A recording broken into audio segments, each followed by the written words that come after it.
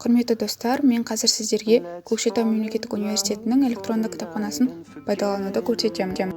Кабис веб КГУ сайтына кіріп, регистрация жасаймыз. Бізге регистрация жасау үшін өзіміздің жеке мәліметтеріміз, номеріміз және де почтамыз болу керек. Егер сіз КГУ университетінің студенті болсаңыз, почтаның орнына Платонстың логин паролін қолдансаңыз да болады.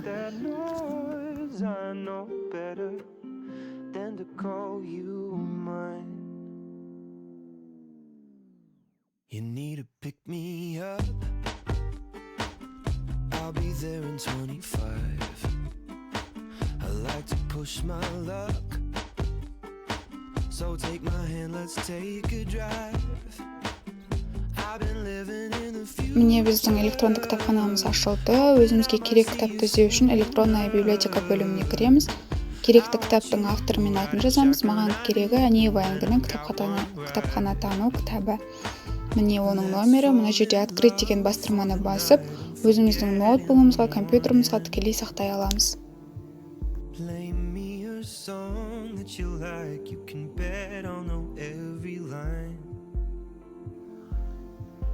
Мінекей өзімізге керек кітапқа ие болдық. Қалғандарын шұғылдануларыңызға болады. Назарларыңызға рахмет.